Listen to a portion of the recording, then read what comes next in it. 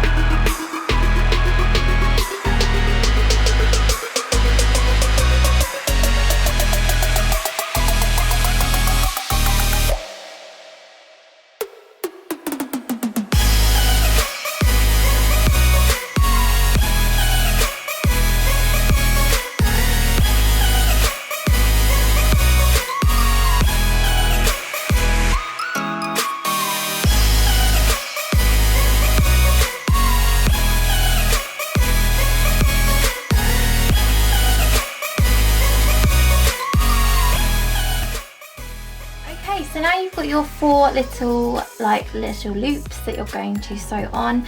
Now if you are going to be making one of these hammocks for a guinea pig and you don't want to use the top part of this, like the covered part, which rats tend to more enjoy because it's a double one, then you're just going to want to do, you're going to leave the seam from your loops in the middle so you don't see them, because unless you want to see them, and you're going to just affix them here. But if you were going to be doing this just for a guinea pig, you would want to affix them in this gap, or even leave a gap when you were doing the sewing around the edges of this and fix it there so it wouldn't be seen and it would just be coming through the seam, and it would be a lot neater.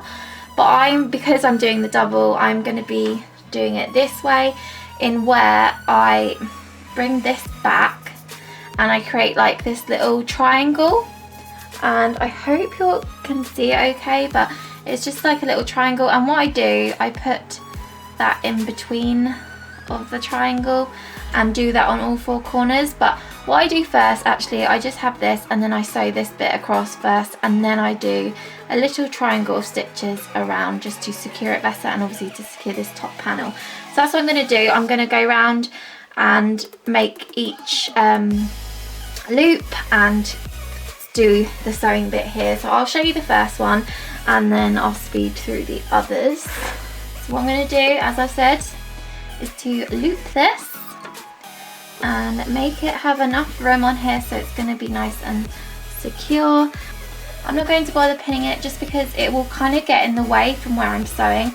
I'm going to have this on a little triangle here, and I'm going to have this. I'm going to make stitch length a little bit less and the tension as well, because it's going through a thick old bit of fleece, and I like to actually get it on it first, the foot of the pedal, and then I'm going to go forward. So wish us luck.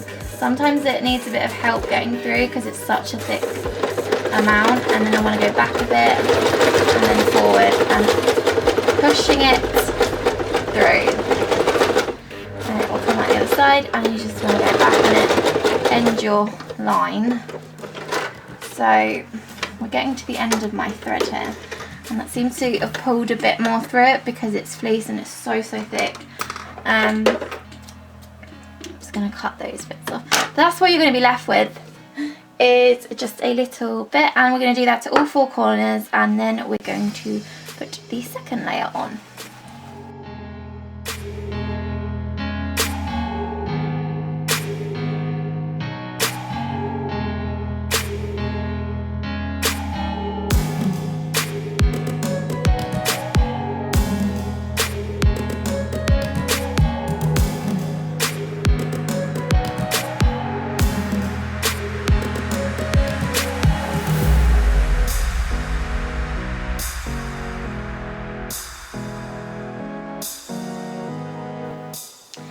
then you should have something that looks similar to this. So once you've done all of these triangles, and you will have a double thread because that's where you stitch in the loop to start with, you are all ready to go, and all you need are some hooks to tie it.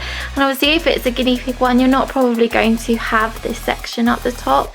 I mean, you could if you wanted, but I would probably recommend just having the main bit. But also don't put this hammock up too high if you are using it for a guinea pig, because as we know, guinea pigs don't like to jump that high. I mean, there have been things of like guinea pigs jumping pretty high.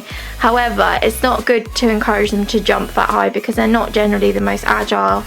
And yeah, so I wouldn't risk it personally. I would just put it on a lower kind of base kind of thing and let them have like a step up to it if you're going to use it for a guinea pig. So they are ideal for lovely rats. And here is the one I made today, and the other one, I do have the tunnel beside it, which I probably will make another DIY, although it is rather self-explanatory. It's just basically a rectangle that you hem, and then down the seam in the middle here you add 2 of those tags again, and it creates a nice little tunnel for them to sit in. But I hope you enjoyed this DIY, and I would love to see photos of any small furries using these, and all the patterns as well that you will choose. So thank you so much for watching, and I shall speak to my next one. Bye!